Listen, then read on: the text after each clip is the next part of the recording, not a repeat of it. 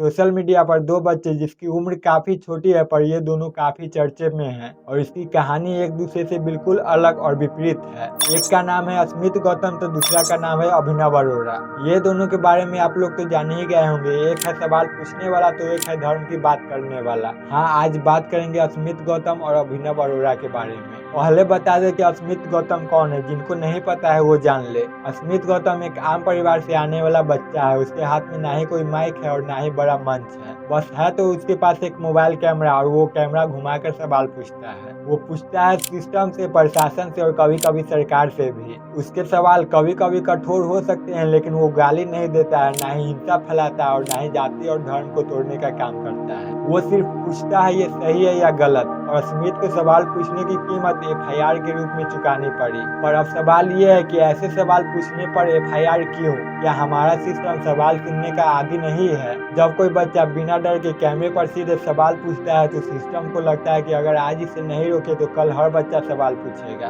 और शायद इसी वजह से अस्मित पर FIR दर्ज हो गया है। अस्मित के पास ना ही लग्जरी कार, ना ही ब्रांडेड कपड़े और ना ही बड़ी प्रॉपर्टी है। उसकी सबसे बड़ी पूंजी है तो सवाल पूछने की हिम्मत और शायद इसी वजह से लोगों को चुभती है। अब बात करते हैं अभिनव अरोड़ा की। उसकी उम्र भी कम है लेकिन उसका रास्ता अलग है। वो सवाल नहीं पूछता बल्कि भक्ति दिखाता है। भगवान की बातें, कथा, प्रवचन, मंच, कपड़े, सब कुछ एक तैयार छवि के साथ। कुछ लोग कहते हैं कि वाह, आज के बच्चे में कितनी भक्ति है, तो कुछ लोग कहते हैं कि क्या सच में बच्चे की इच्छा है। अभिनव को मंच क्यों मिलता है? क्योंकि वो सिस्टम पर सवाल नहीं करता है, किसी व्यवस्था को चुनौती नहीं देता है, इसलिए वो सिस्टम के लिए सुरक्षित है। और अभिनव को केंद्रीय मंत्री द्वारा अवार्ड भी मिलता है। अभिनव के पास कोई आधिकारिक संपत्ति नहीं है लेकिन उसके आसपास महंगी कारें, महंगे कपड़े और ब्रांडेड चीजें के साथ जरूर दिखाई देते हैं। क्या इस पर ये सवाल नहीं उठता है कि ये भक्ति है या ब्रांडिंग? अस्मित सवाल पूछता है इसलिए वो परेशानी बन जाता है। अभिनव भक्ति दिखाता है इसलिए उसे सुविधा मिल जाता है।